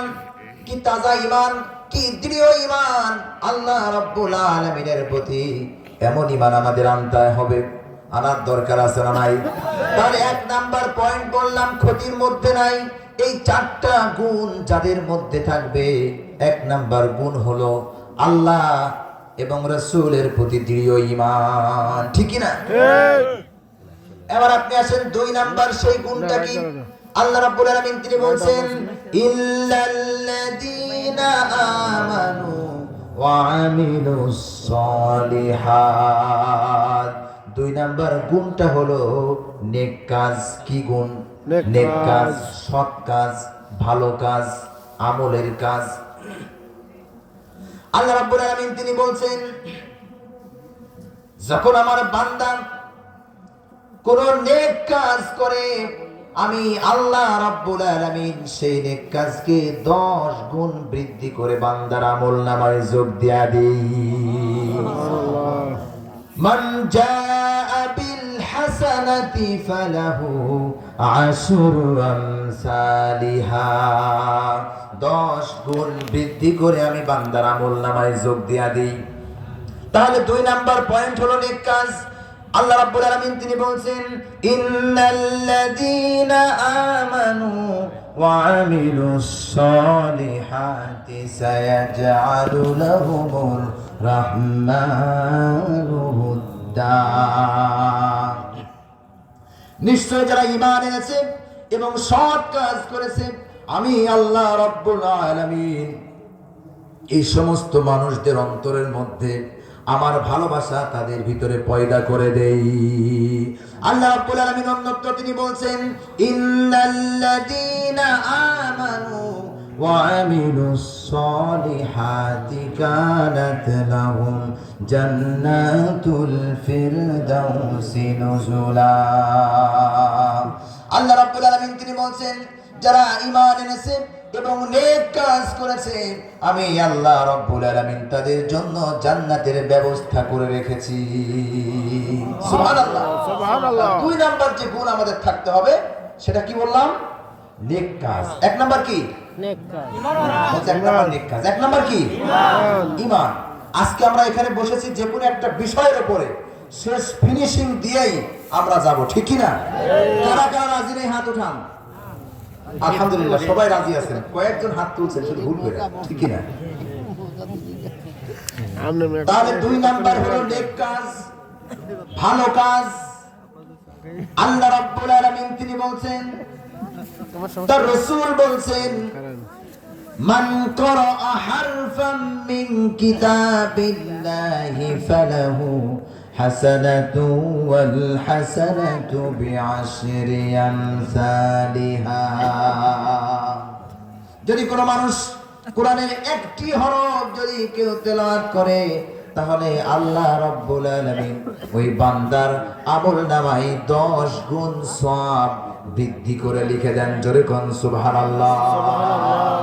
যদি কেউ পড়েন আলিফ লাম মিম, এখানে 3টা হরফ 3টা অক্ষর মিলে একটি আয়াত হয়েছে, আলিফ লাম মিম। তাহলে 3টা অক্ষরে কিন্তু 3 নেকি দরকার ছিল, কিন্তু আল্লাহ রাব্বুল আলামিন 10 করে বৃদ্ধি করে বান্দার আমলনামায় 30 সওয়াব লিখে দেন। জোরে কোন সুবহানাল্লাহ। এজন্য আমাদের সন্তানদেরকে কোরআনের শিক্ষা দিতে হবে। যেহেতু পাশেই মাদ্রাসা, শুনলাম হিফজখানা, এখানে বাচ্চারা হাফেজ হয়, কোরআন হিফজ করে। এখানে অনেক এতিম মানুষ আছেন, অনেক এতিম বাচ্চা আছেন। শুধু নিজেরাই কোরআন শিখলে হবে না, সন্তানদেরকেও সর্বপ্রথম যে শিক্ষা দিতে হবে সেটা অন্য কোনো শিক্ষা নয়, সেটা আল কোরআনের শিক্ষা। আজকে যদি আপনার সন্তানকে কোরআনের শিক্ষা দেন, এই সন্তান অন্তত কিছু না করতে পারলেও পিতা মাতাকে কিন্তু আপনার বৃদ্ধাশ্রমে রেখে আসবে না, ঠিক না? এই সন্তান জন কাটা হলেও পিতা মাতাকে ভালোবাসবে, কেননা তার ভিতরে কোরআনের জ্ঞান আছে, ঠিক না? পিতা মাতার সম্মান বোঝে। এজন্য সন্তানদেরকে কোরআন শিক্ষা দিতে হবে। কোরআন শিক্ষার বিকল্প কোনো কিছু নাই। কোরআন শিখাও ছেলে মেয়েকে, ওহে মুসলমান, জান কবজের সময় তোমার হইবে রে আসান। একটি ছেলে আলেম হলে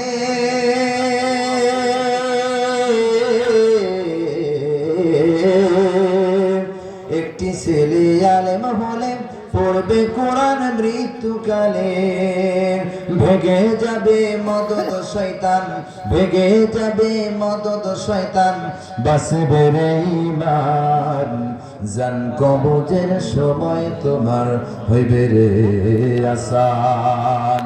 কোরআন শিখাও ছেলে মেয়েকে, ওহে মুসলমান, জান কবজের সময় তোমার হইবে রে আসান।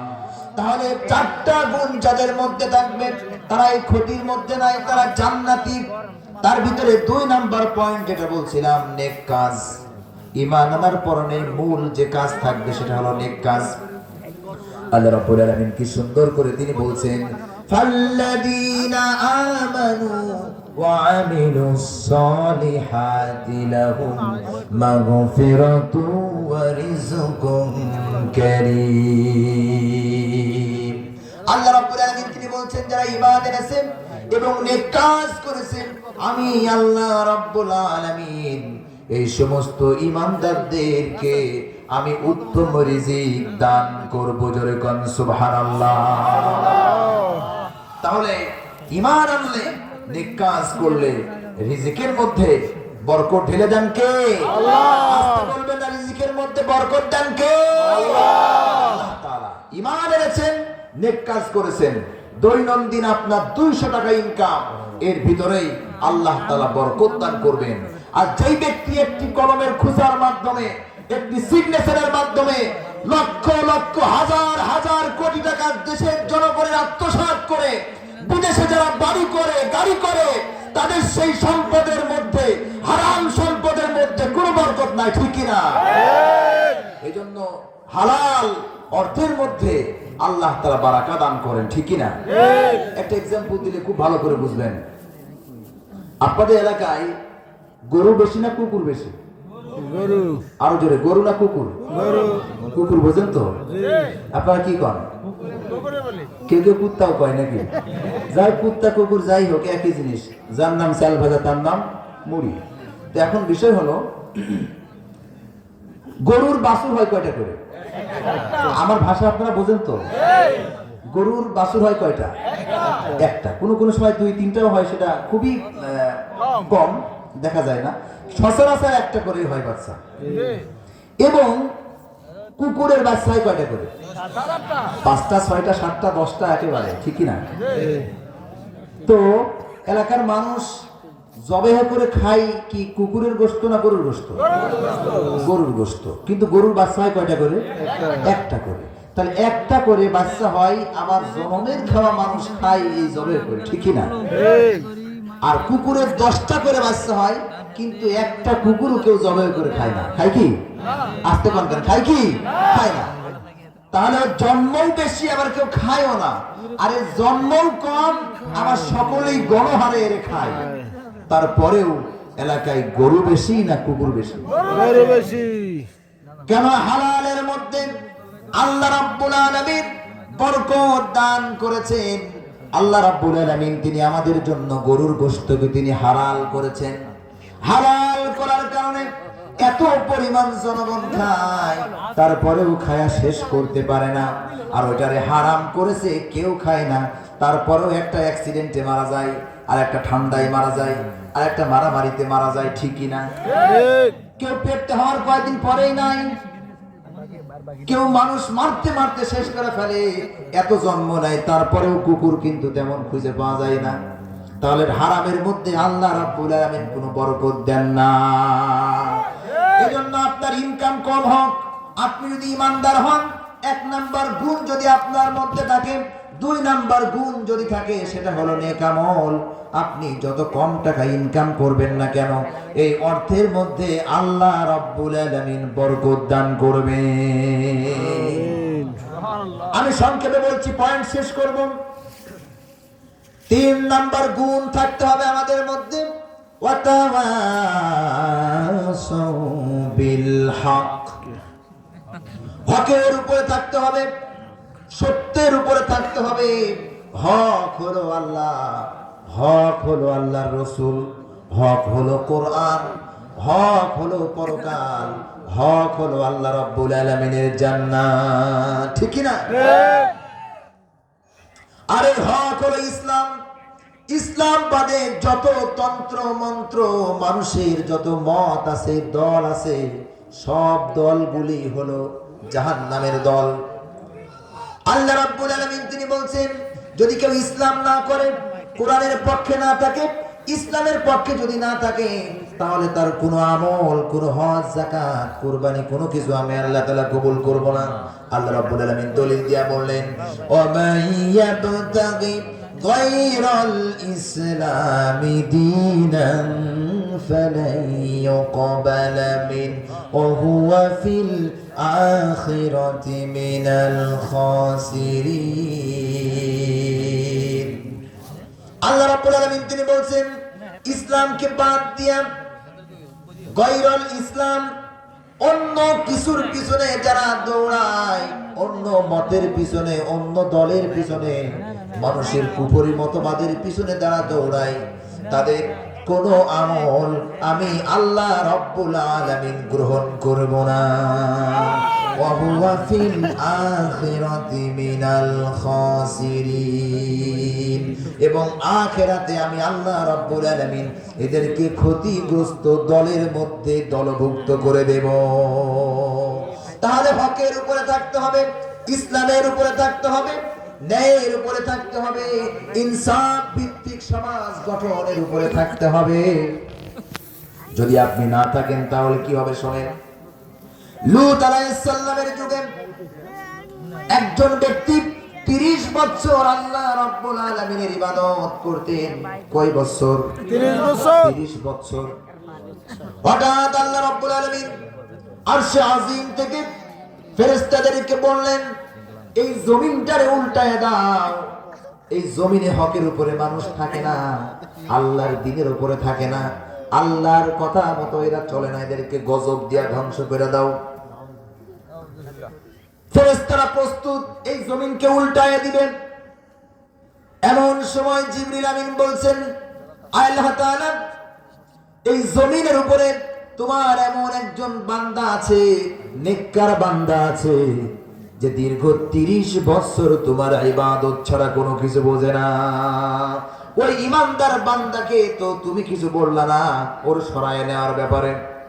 আল্লাহ রাব্বুল আলামিন তিনি বলছেন, ওই 30 বছরের ইবাদতকারীকে সহ আমার জমিনটারে উল্টায় দাও, কেননা ও নিজে নিজে নামাজ কালাম পড়ে, ও সমাজের ন্যায় নীতি বোঝে না, ও নিজে নিজে জিকির করে, নিজেই নামাজ পড়ে, নিজেই টুপি দাড়ি রাখে, নিজেই ইসলামী আন্দোলন করে, মানুষদেরকে ইসলামের দিকে ডাকে না। ও একা একাই জান্নাত খোঁজে, অন্য মানুষদেরকে জান্নাতে ডাকে না। এজন্য ওরে সুদ্দা জমিনটারে উল্টায় দাও। জান্নাতে একা আমি যাব না তো ভাই, তোমাকেও জান্নাতে দলে নিতে চাই। সকলেই জান্নাতে একা আমি যাব না তো ভাই, তোমাকেও জান্নাতে দলে নিতে চাই। ঠিক না? এজন্য জান্নাত শুধু একা একা খুঁজলে হবে না, হকের পথে শুধু একা আপনি থাকবেন হবে না। আপনাকে আরেকটা এক্সাম্পল দিই। আপনার বাড়ির সামনে যদি একটি কুকুর মরে পড়ে থাকে, আপনি বলছেন না কুকুরের গায়ে আমি হাত দেব না, আমার হাত নষ্ট হবে। আপনার স্ত্রী বলছে না, কে মাইরা ফেলা হয়েছে, আমি কেন ওর গায়ে হাত দিব, যে যা পরে করুক, আমি ওর ভিতরে নাই।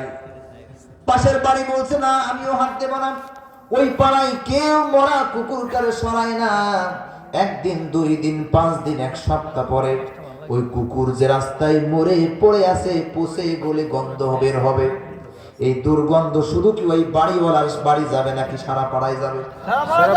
আসতে বলেন, সারা পাড়ায় ওই গন্ধ সারা পাড়ায় যাবে। সকলেই অসুস্থ হতে পারে, সকলের নাকে খারাপ লাগতে পারে। ঠিক তদ্রূপ সমাজে যদি অন্যায় কাজ হয়, আপনি যদি বাধা সৃষ্টি না করেন, তাহলে ওই সমাজে যত তার দ্বারা অন্যায় কাজ হবে, সেই গুনাহের অন্তর্ভুক্ত আপনি নিজেও হয়ে যাবেন। ঠিক না? এজন্য আল্লাহ রাব্বুল আলামিন তিনি বলছেন, ওয়াল তাকুম মিনকুম উম্মাতুন ইয়াদউনা ইলাল খায়রি ওয়া ইয়ামুরুনা বিল মা'রুফি ওয়া ইয়ানহাউনা আনিল মুনকার। তোমাদের মধ্য থেকে এমন একটি দল থাকা দরকার, যেই দল এই সমাজে আমার জমিনে ন্যায় কাজের আদেশ করবে আর অন্যায় কাজের বাধা সৃষ্টি করবে।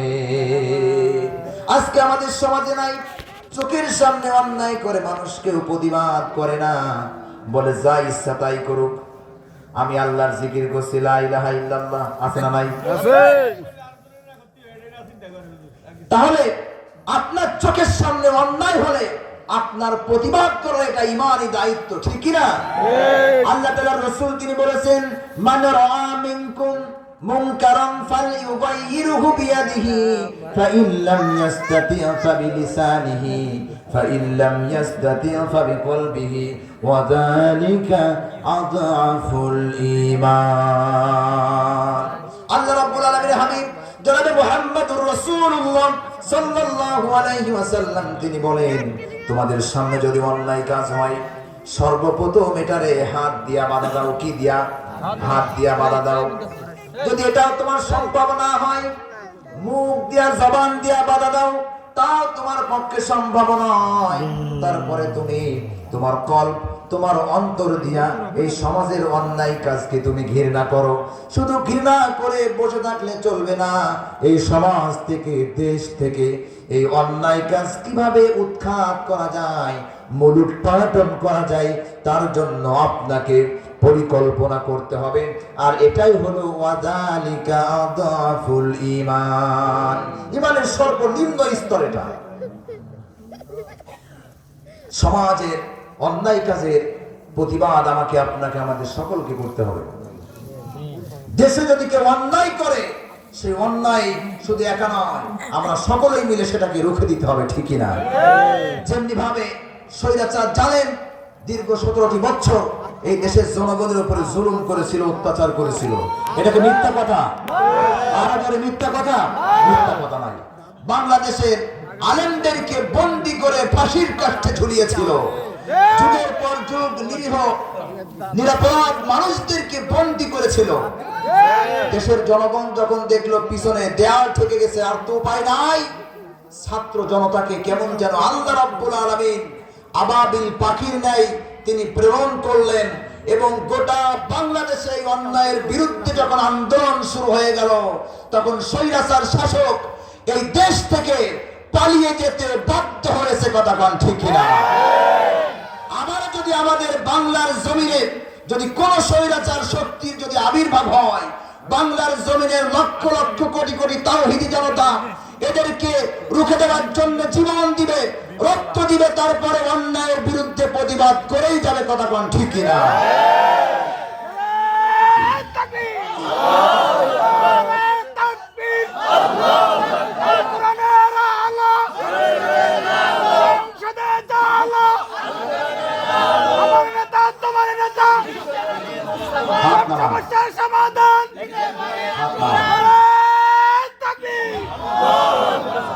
বিপ্লব মানে জীবন দেওয়া, বসে থাকা নয়, সে কোনদিন আসবে না রে, করো যদি ভয়। বিপ্লব মানে জীবন দেওয়া, বসে থাকা নয়, সে কোনদিন আসবে না রে, করো যদি ভয়। ঠিক না? আসবে বিজয়, রক্ত আর জীবনের বিনিময়, আসবে বিজয়, রক্ত আর জীবনের বিনিময়। বিপ্লব মানে জীবন দেওয়া, বসে থাকা নয়, সে কোনদিন আসবে না রে, করো যদি ভয়। জিহাদের ওই ময়দানেতে যেতে তোমাকে হবে, প্রয়োজন সব রক্তটুকু জমিনে ঢেলে দিবে। ঠিক না? জিহাদের ওই ময়দানেতে যেতে তোমাকে হবে, প্রয়োজনে সব রক্তটুকু জমিনে ঢেলে দিবে। তবুও তোমার লড়তেই হবে, মানিবে না পরাজয়, তবুও তোমার লড়তেই হবে, মানিবে না পরাজয়। বিপ্লব মানে জীবন দেওয়া, বসে থাকা নয়, সে কোনদিন আসবে না রে, করো যদি ভয়। বিপ্লব মানে জীবন দেওয়া, বসে থাকা নয়, সে কোনদিন আসবে না রে, করো যদি ভয়। আল্লাহ রাব্বুল আলামিন তিনি বলছেন 3 নাম্বার যে গুণ, সেটা হলো অন্যায়কে প্রতিবাদ করতে হবে, হকের উপরে থাকতে হবে। আল্লাহ রাব্বুল আলামিন যে জীবন ব্যবস্থা ইসলাম দিয়েছেন, তার উপর অবিচল থাকতে হবে। যারা মুসলমান, তারা ইসলামবাদী, অন্য কোনো দিকে যেতে চায় না। 1 ঘন্টা 11 মিনিট। তাহলে হকের উপরে থাকতে হবে। আল্লাহ রাব্বুল আলামিন কি সুন্দর করে দলিল দিচ্ছেন, কুনতুম খায়রা উম্মাতিন উখরিজাত লিন-নাসি তা'মুরুনা আনিল মুনকার। তোমাদেরকে আমি আল্লাহ রাব্বুল আলামিন এত জাতির মধ্য থেকে শ্রেষ্ঠ জাতি এই জন্য করলাম জমিনে, যাতে করে তোমরা সৎ কাজের আদেশ করবে এবং অসৎ কাজের বাধা সৃষ্টি করবে। জোরে বলেন সুবহানাল্লাহ। আরে অসৎ কাজে নিষেধ করতে হলে আপনাকে অবশ্যই পার্লামেন্টে যেতে হবে, ঠিক কি না? আদেশ এক জিনিস আর অনুরোধ আরেকটা জিনিস, ঠিক কি না? ভাইজান নামাজ পড়েন, ভাইজান একটু এদিকে আসেন, এটা কি আদেশ না অনুরোধ? অনুরোধ। আরো জোরে, আদেশ না অনুরোধ? অনুরোধ। ভাইজান এই মাহফিলে বসেন, এটা আদেশ না অনুরোধ? অনুরোধ। অনুরোধ। আদেশটা কি? আদেশটা হলো আপনাকে এখানে বসতেই হবে, আপনাকে নামাজ আদায় করতেই হবে, আপনাকে ইসলাম মানতেই হবে, আপনাকে বুরকা পরে পর্দা করতেই হবে। এটা হলো আদেশ, ঠিক কি না? আরে আদেশ দেওয়ার সক্ষমতা, শক্তি ওই সময় অর্জন করবেন যখন দেশের রাষ্ট্রীয় ক্ষমতায় আপনি বসবেন, ঠিক কি না? এর আগে সম্ভব নয়। কেননা এই বাংলার জমিনে আজ থেকে 50 বছর নয়, শত শত বছর ধরে এই মাহফিল হয়েছে। এই ওয়াজ মাহফিল দেশে চলছে, প্রত্যেক গ্রামে 4 জায়গায় 5 জায়গায় করে কোরআনের তাফসীর হচ্ছে। এত ওয়াজ হয়, এত মানুষদেরকে আদেশ করা হয়, অনুরোধ করা হয়, কিন্তু আজ পর্যন্ত বাংলার জমিনে ইসলাম কায়েম করতে পারি নাই। শুধুমাত্র একটাই কারণ, এই দেশে ইসলাম ক্ষমতায় আসে নাই। যখন ইসলাম ক্ষমতায় আসবে, প্রত্যেকের ন্যায্য অধিকার তারা ফিরে পাবে। যারা আমার মা বোন, তারাও ন্যায্য অধিকার পাবে। যারা ভিন্ন ধর্মের লোক, হিন্দু, ইহুদি, খ্রিস্টান, বৌদ্ধ, তারাও তাদের যে ন্যায্য অধিকার তারা সেটাই পাবে, ঠিক কি না? এই জন্য আমাদেরকে সৎ কাজের আদেশ করতে হবে, হকের উপরে থাকতে হবে। 4 নাম্বার পয়েন্ট বলেই শেষ করে দেবো, রাত গভীর হচ্ছে। 4 নম্বর রয়েছে 4 নম্বর পয়েন্ট হলো ওয়াতাওয়াসাউ বিস-সাবর। এবং 4 নম্বর গুণ যেটা হবে সেটা হলো ধৈর্য ধারণ করা। সেটা কি? যখন আপনি ইসলামের কথা বলবেন, যখন আপনি কোরআনের কথা বলবেন, যখন আপনি আল্লাহর কথা বলবেন, রাসূলের কথা বলবেন, জিহাদের কথা বলবেন, তখনই আপনাকে বানায় দিবে জঙ্গি, তখন আপনাকে বানায় দিবে রাষ্ট্রদ্রোহী, তখন আপনাকে বানায় দিবে রাজাকার, তখন আপনাকে বানায় দিবে আলবদর। ঠিক কি না? এজন্য আল্লাহ তাআলা বলছেন প্রথমেই হকের উপরে থাকা, আর হকের উপরে থাকতে হলে তোমাকে ধৈর্য ধারণ করতে হবে। ঠিক কি না? সত্যের পক্ষে গান গাই বলে আমি বিদ্রোহী, সত্যের পথে ডাকি বলে আমি বিপ্লবী। কোরআনের কথা বলি তাই বলে আমাকে জঙ্গিবাদী, কোরআনের কথা বলি তাই বলে আমাকে মৌলবাদী। আমি বিদ্রোহী, আমি বিদ্রোহী, বিপ্লবী, মৌলবাদী, কেন জঙ্গিবাদী? ঠিক না? এজন্য হকের উপরে থাকলে আপনার বাধা আসবে, আপনাকে ধৈর্য ধারণ করতে হবে। 4 নাম্বার যে গুণ, যে বৈশিষ্ট্য আপনার থাকতে হবে সেটা হলো সবর। আল্লাহ রাব্বুল আলামিন তিনি বলছেন আম হাসিবতুম আন তাদখুলুল জান্নাতা ওয়া লাম্মা ইয়া'লামিল্লাহুল্লাযীনা জাহাদু মিনকুম ওয়া ইয়া'লামাস সাবিরিন। চিৎকার দিয়ে বলুন আল্লাহু আকবার।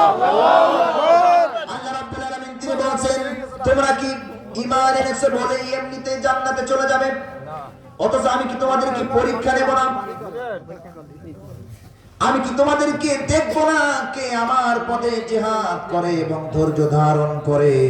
আল্লাহ রাব্বুল আলামিন অন্যত্র তিনি দলিল দিচ্ছেন আম হাসিবতুম আন তাদখুলুল জান্নাতা ওয়া লাম্মা ইয়াতিকুম মাসালুল লাযীনা খালাউ মিন ক্বাবলিকুম মাসাতুহুমুল البأساء والضراء وزلزلوا حتى يقول الرسول والذين آمنوا معه متى نصر الله ألا إن نصر الله قريب।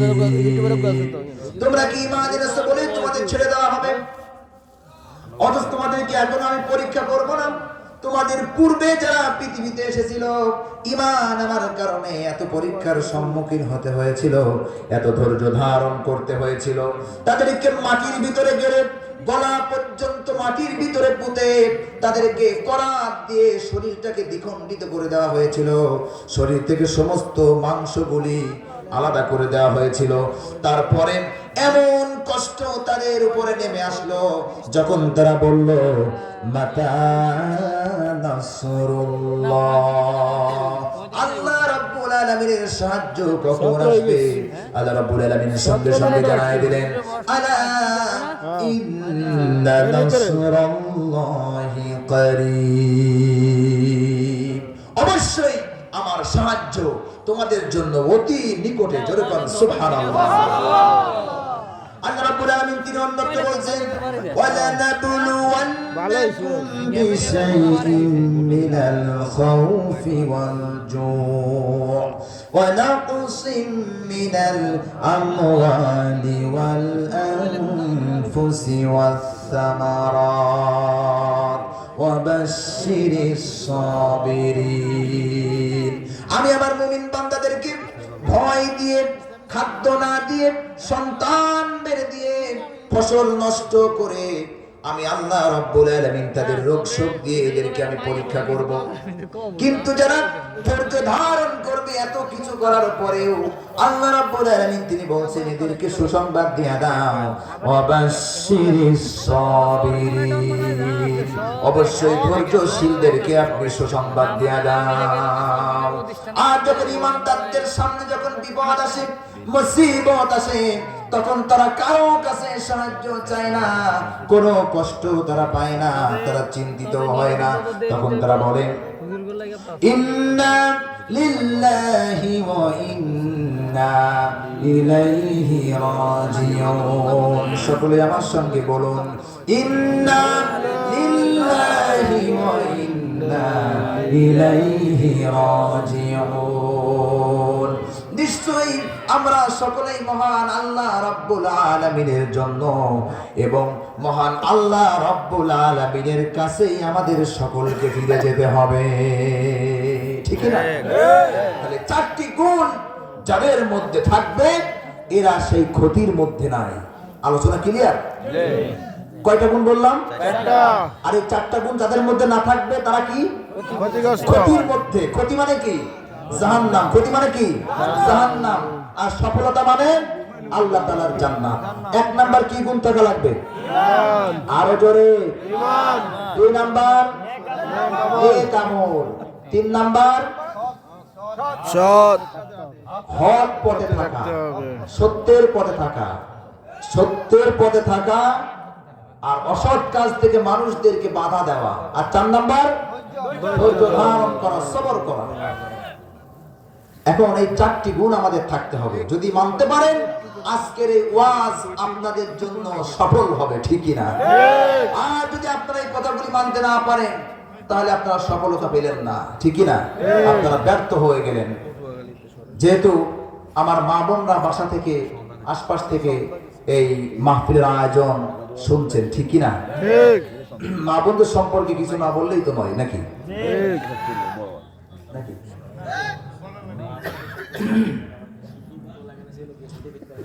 আলহামদুলিল্লাহ, সমস্ত যুবকদের অবশ্যই একটা ব্যবস্থা হয়ে যাবে ইনশাআল্লাহ। তাহলে মা বোনদের সম্পর্কে যেটা বলছি আমি একেবারে সংক্ষেপে মা বোনদের সম্পর্কে চারটা টিপস দিয়েই এখান থেকে আখেরি মোনাজাত হয়ে আমরা বিদায় নেব। আলহামদুলিল্লাহ, সবই হবে ইনশাআল্লাহ। সময়তের ব্যাপার, হ্যাঁ, যেহেতু রাত 12টা 10 বেজে গেছে। আমি সংক্ষেপে ভাইজান অল্প একটু সময় দিন আমাকে, নাকি শেষ করে দেব? শেষ করে দেব? আলহামদুলিল্লাহ, আলহামদুলিল্লাহ। ভাইজান আমার মা বোনদের সম্পর্কে এক নাম্বার যে পয়েন্ট, যে নসিহত, আমি একেবারে সংক্ষেপে বলছি। এক নাম্বার নসিহত হলো 5 ওয়াক্ত সালাত জামাতের সাথে না হলেও অন্তত বাসায় আপনাকে আদায় করতে হবে, ঠিকই না? শুধু মা বোনদের নামাজ আদায় করলে হবে না, যে নামাজের মধ্যে যে কোরআন থেকে তেলাওয়াত করে, এই কোরআন সমাজে কায়েম হোক, প্রতিষ্ঠিত হোক, এর জন্য নামাজের পাশাপাশি আপনাকে চেষ্টা তদবির করতে হবে, ঠিকই না? ও নামাজি কোরআন দিয়ে নামাজ পড়ো, সমাজ কেন গড়ো না? ও নামাজি কোরআন দিয়ে নামাজ পড়ো, সমাজ কেন গড়ো না? তাহলে মা বোনদেরকে বললাম এক নাম্বার নামাজ, 5 ওয়াক্ত নামাজ পড়তে হবে। সংক্ষেপে বলছি, 2 নাম্বার সেটি হলো পবিত্র মাহে রমজানের 30টি রোজা রাখার চেষ্টা করতে হবে। শারীরিক অসুস্থতা শরীয়তের ওজর ছাড়া যখন আপনি সুস্থ থাকবেন, ভালো থাকবেন, অবশ্যই রোজাগুলি পরিপূর্ণ আদায় করার চেষ্টা করতে হবে। যেহেতু সামনে পবিত্র মাহে রমজান আসছে, আমাদের এখন থেকেই প্রস্তুত হতে হবে। যাদের শরীরে রোগ শোক আছে এখনই ডাক্তার দেখিয়ে সুস্থ হয়ে যেতে হবে। আর আল্লাহ রাব্বুল আলামিনের কাছে প্রার্থনা করতে হবে, আল্লাহ তাআলা সামনে যেহেতু পবিত্র মাহে রমজান আসছে, আমার মতো নগণ্য গোলামকে 30টি রমজানের রোজা রাখার তৌফিক দিও, ঠিক না? এভাবে আল্লাহ রাব্বুল আলামিনের কাছে প্রার্থনা করতে হবে।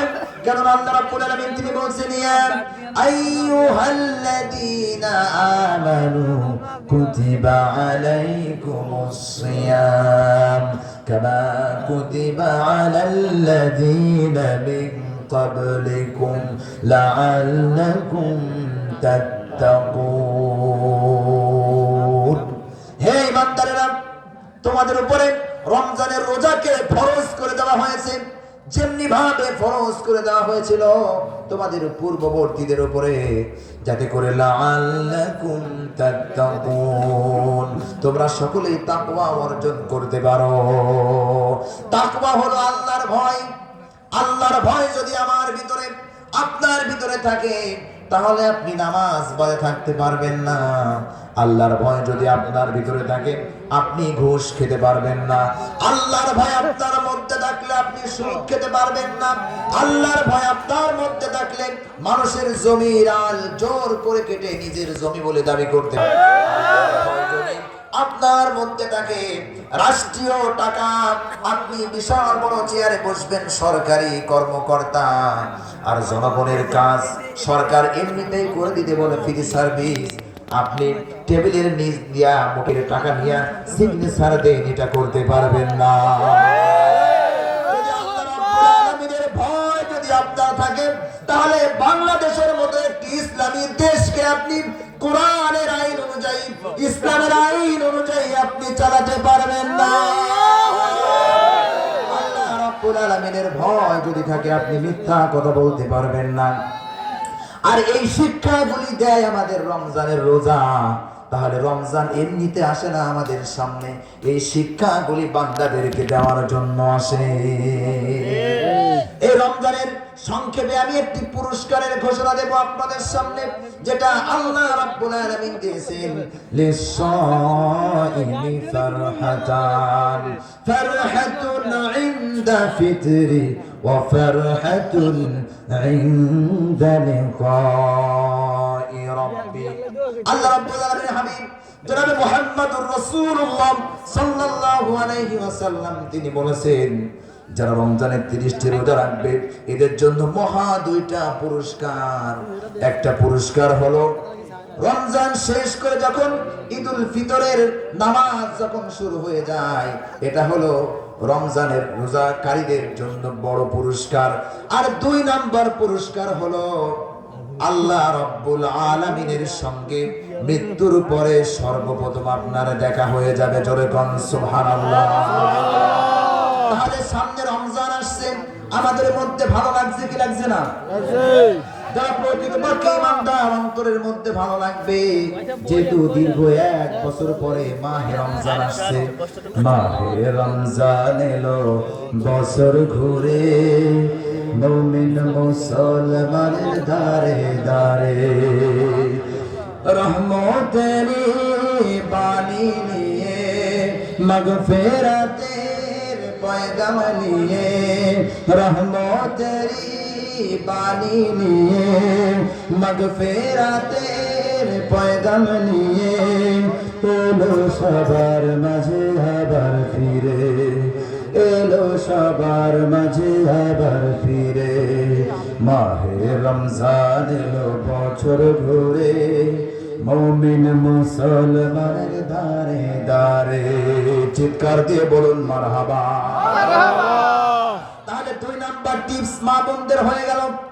3 নাম্বার যে মেসেজ বা টিপস, সেটা হলো স্বামীর খেদমত আপনাকে করতে হবে। কি বললাম?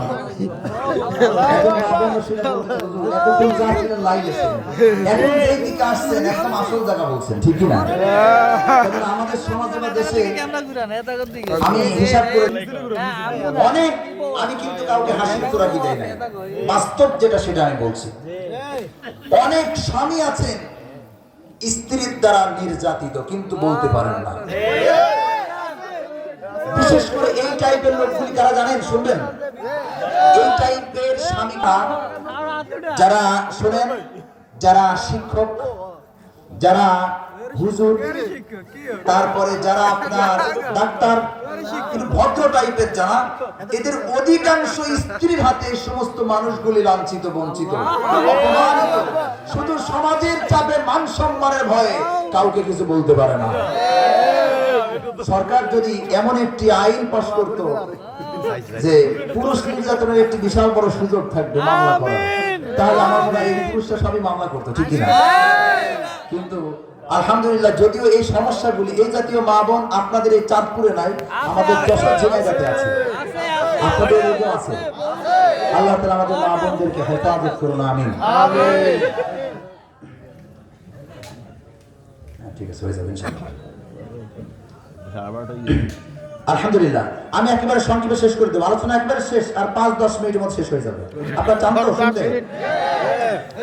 এখন আমার মা বোনরা বলবে যে হুজুর, স্বামীর তো খেদমত করবো, ভালো কথা, কিন্তু আমার স্বামী এত খারাপ, খেদমত করতে ইচ্ছা করে না, ঠিকই না? আমি বলবো, ফিরাউনের চাইতে আপনার স্বামী খারাপ নয়। ফিরাউনের মতো এত বড় জালেম স্বৈরাচারের সাথে ঘর সংসার করেছে আসিয়া, এত অত্যাচার করেছে, উত্তপ্ত মরুভূমির উপরে শোয়া, 2 হাতের উপরে পেরেক ফুটায় দিছে, বুকের উপরে বিশাল বড় পাথর চাপা দিয়া দিছে, এমনকি গা থেকে সমস্ত মাংসগুলি আপনার আগুনের চিরুনি দ্বারা ছিঁড়ে ছিঁড়ে বের করা হয়েছে। তারপরেও একটি বারের জন্য স্বামীর জন্য বরদোয়া করে নাই। আসিয়া শুধু এতটুকু কথাই বলেছেন, রব্বি বিনিলি ইনদাকা বাইতান ফিল জান্নাহ অলরেডি 1 ঘন্টা হয়ে গেছে, অনেক কথা আসবে।